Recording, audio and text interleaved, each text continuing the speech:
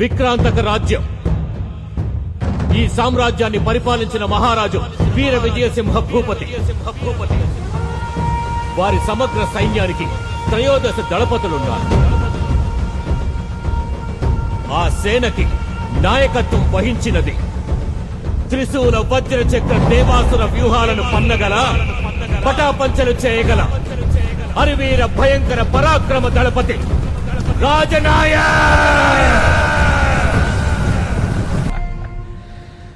సభాష్ రాజనాయక్, సభాష్.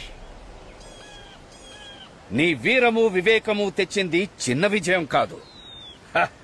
కనుచూపు మేరంతా మన రాజ్యాన్ని చేశావు. ఏం కావాలి? మా కనుచూపు పడని చోటుని గెలుచుకోవడమే మా ఆశ.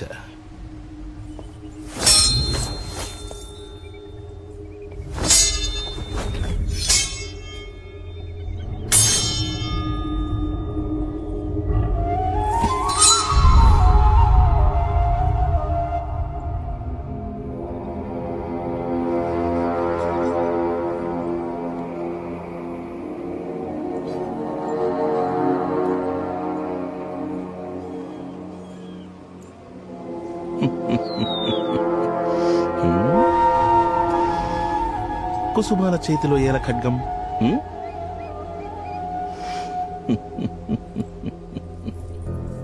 బలము బలహీనత కలగలిసిన వాడే మనిషి. రాజనాయక్ బలహీనత మగువలు. వారిని సంతృప్తిపరిచే రసికుడు కాబట్టి మగువల బలహీనత కూడా రాజనాయకే. రాజనాయక్ ఓ పడమటి రాజ్యాన్ని ఆక్రమించిన తరుణంలో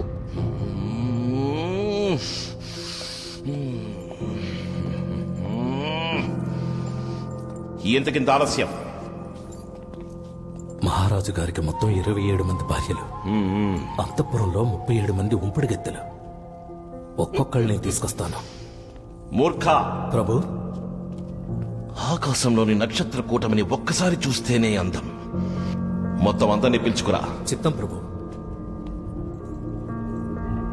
ఆగో ప్రభు. వారిని లెక్కలో చేర్చినావా? అయ్యో, వాళ్ళు చెలికత్తెలు ప్రభు. కత్తిలాంటి అమ్మాయిలు చెలికత్తెలైతే ఏమిటయ్యా? వారిని లెక్కలో చేర్చుకోను.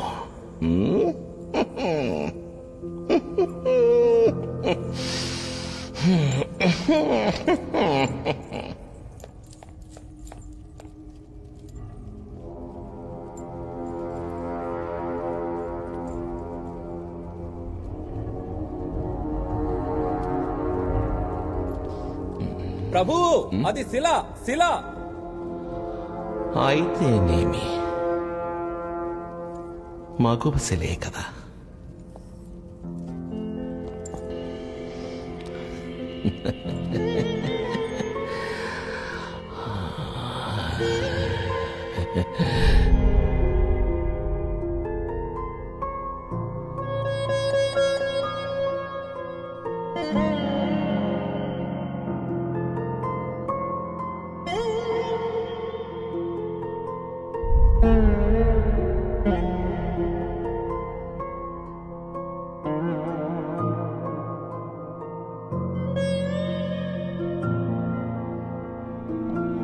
రాజనాయక్ అరాచక చర్యలు సహించి మహారాజు మౌనం వహించడానికి కారణం యుద్ధరంగంలో అతని వీరత్వమే.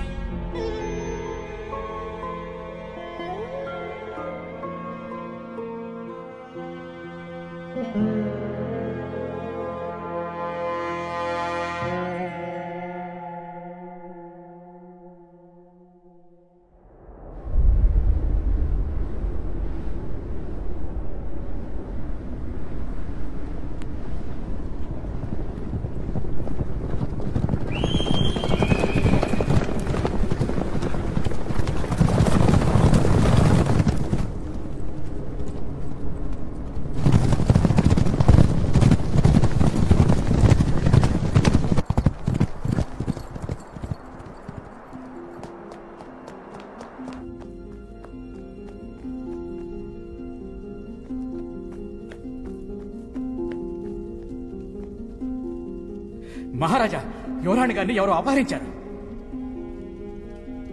మన దళపతి రాజనాయక్ కూడా నగరంలో లేరు. ఒకవేళ రాజనాయకే పనిచేసుంటాడా?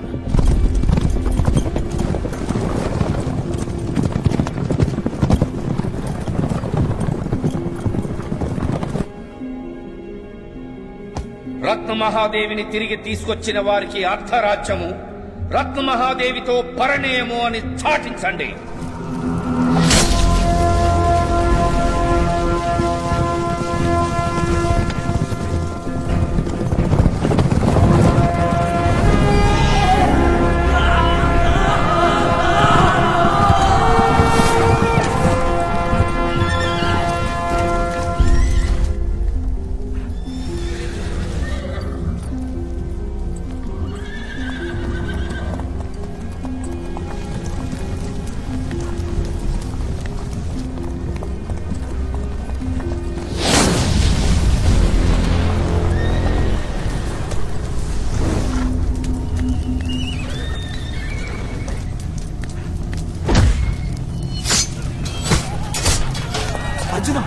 రాజనాయక్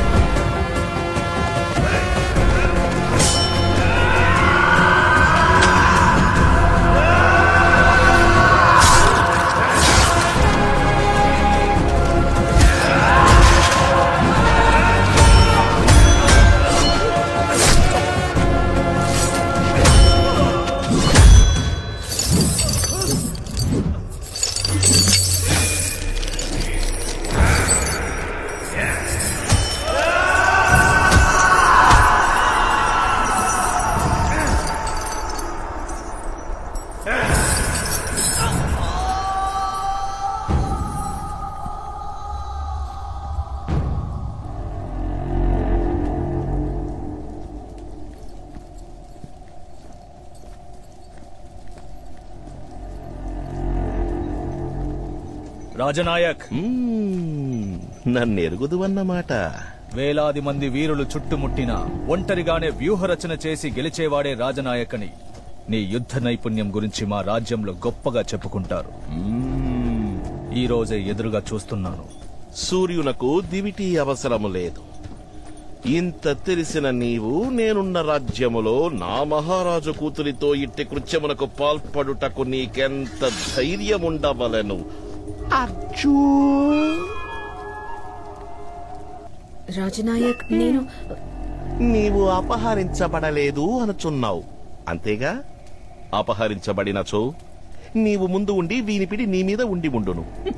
కానీ నీవు వెనక ఉండి నీ పిడి వీని మీద ఉన్నప్పుడే అర్థమైనది నీవు అపహరించబడలేదు, ఆకర్షించబడినావని. ఒకే గురువు వద్ద ఖడ్గ విద్య నేర్చుకునేటప్పుడు శిక్షణ బదులు సరసం. శత్రురాజా యువరాజు కాబట్టి జనకునిపై కుమార్తెకు ఆగ్రహం కనుక ఆవిష్కరించబడినది ప్రేమ నాటకం.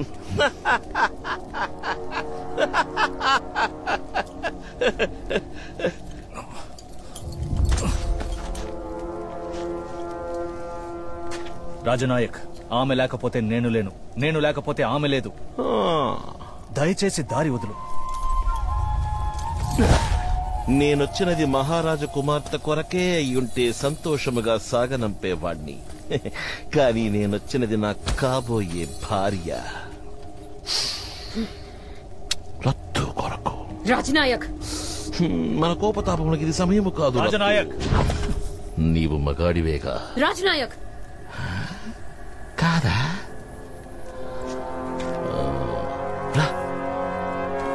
వచ్చి నన్ను ఓడించి రత్నాన్ని గెలుచుకెళ్ళు.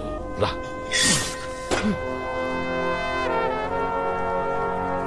వద్దు అర్జున. వారిని వద్దని వారించి నా మగతనాన్ని పెంచుతున్నావా ప్రియమైన రత్తు? సరే, నీ కొరకు ప్రత్యేక రాయితీ. నాకీ ఖడ్గం అవసరం లేదు.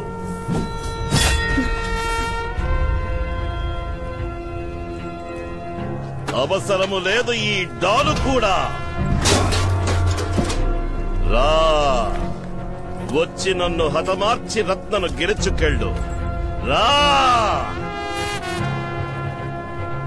ఈ మంచి తరుణము మించిపోవును. ప్రత్యేక సౌలభ్యము కొద్ది క్షణాలు మాత్రమే. రా.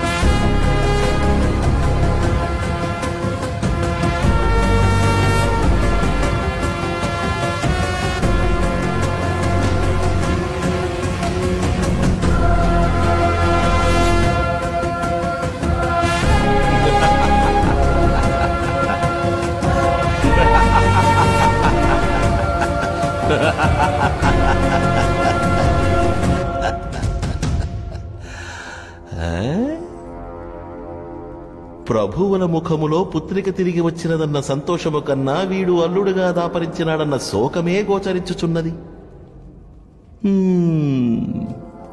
రాజనాయకున్న చోట అక్షరములను అస్త్రములను కడు జాగ్రత్తగా సంధించవలను. చాటించిన ప్రకారము పుత్రికను తిరిగి తెచ్చినందుకు అర్ధరాజ్యము, పరిణయమాడబోవు అల్లుడికి కానుకగా మిగతా రాజ్యము ఇవ్వవలను. మహారాజా, ఏం పూజ? మహారాజు గారికి వారసులుగా యువరాజులు వారున్నారు.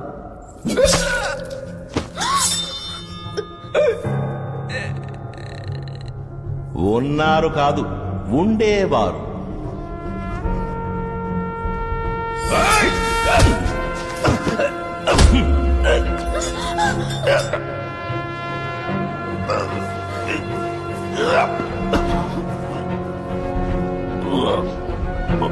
ఇచ్చటున్న శేషులెవరైనా కీర్తిశేషులు కావాలనా?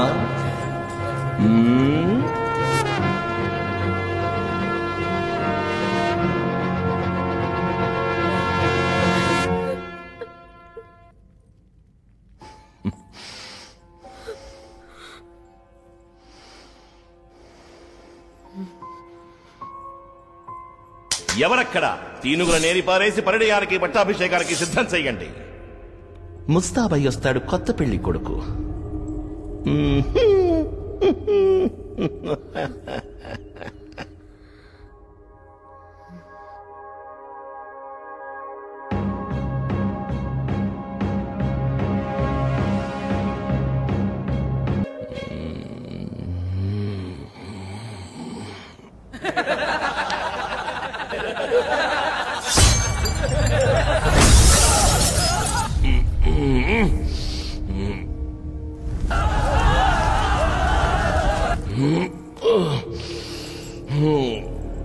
అడుగు జారుతున్నదా రాజనాయక్?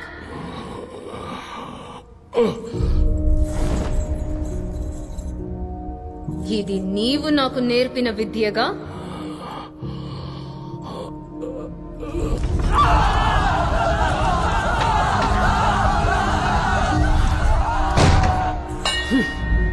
విక్రాంతక రాజ్యాన్ని చేజిక్కించుకొని మహారాజుగా పట్టాభిషిక్తుడయ్యానన్న ఆనందం ఒకవైపు, నిజ భుజ పరాక్రమశాలిగా నీకు తిరుగులేదన్న అహం మరోవైపు.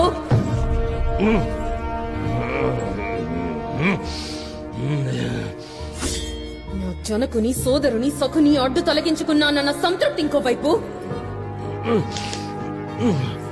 ఎదురుగా అందాలు ముద్దారబోస్తూ కనువిందు చేస్తున్న అతిలోక సుందరిని దక్కించుకుని తీరాలన్న విరహతాపం అదోవైపు. ఇన్ని తలపుల మధ్య కొట్టుమిట్టాడుతూ సుగంధ సువాసనలు వెదజల్లే నా కురలలో కాలకోట విషము పులుముకున్నది. గమనించలేకపోయావు కదా?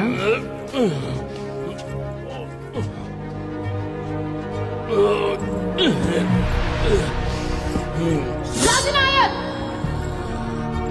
ఈ జన్మలోనే కాదు, ఎన్ని జన్మలెత్తినా నిన్ను మట్టు పెట్టేది నేనే.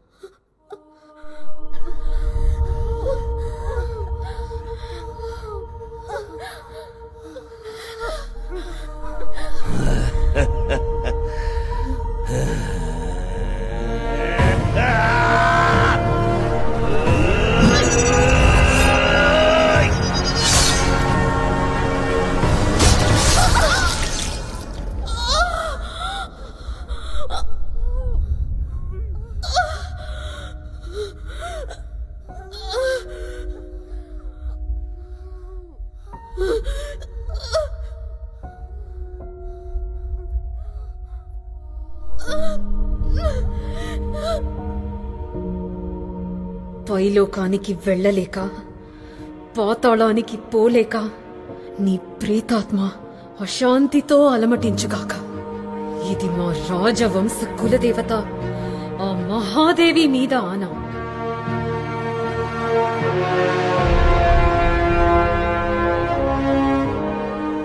బతికినంతకాలం పైశాచిక కృత్యాలతో జీవించినవాడు ఇప్పుడు రత్నమహాదేవి శాపం వల్ల ఉగ్రరూపుడై భయంకర ప్రేతాత్మగా సంచరిస్తున్నాడు. రాజ్యం చిన్నాభిన్నమైంది. రత్నమహాదేవి అంతఃపురంలో రాజనాయకు, అగ్నికి ఆహుతైన అతని అనుచర దళపతుల ప్రేతాత్మలు అర్ధరాత్రి రాజదర్బారు నిర్వహించేవారు. దానికి భయపడి అంతఃపురం చుట్టూ నివసించే ప్రజలు తండోపతండాలుగా రాజ్యం విడిచి వెళ్లారు. అంతఃపురం స్వాధీనం చేసుకోవాలనుకున్న కొందరు రాజబంధువులు మంత్రశాస్త్ర పారంగతులు, తాంత్రిక విద్యా నిపుణుల్ని పిలిపించి పూజలు జరిపించారు.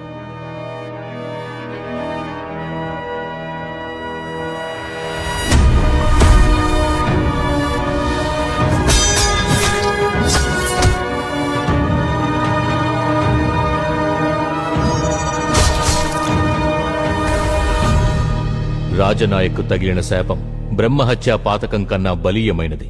అతనికి శాప విమోచనం లభించినప్పుడే ఇక్కడ జరిగే అమానుష కృత్యాలు అంతమవుతాయి. అది అంత తేలిక కాదు. 1000 సంవత్సరాలకు ఒకసారి వచ్చే నవకాళికా పౌర్ణమి రోజున చక్రాకార హోమగుండంలో యాగం చేసి ఒకే కుటుంబానికి చెందిన 5 రోహిణి నక్షత్ర జాతకుల్ని పూజలో బలి ఇస్తేనే రాజనాయక ఆత్మకు శాప విమోచనం కలుగుతుంది. మా కుటుంబంలో ఉన్న మేము 5 రోహిణి నక్షత్రంలో పుట్టిన వాళ్ళమే. కాని ఆ బలి పూజని వంశంలోని మొదటి ఆడపిల్ల, అందులోనూ కన్నెపిల్లే జరిపించాలి.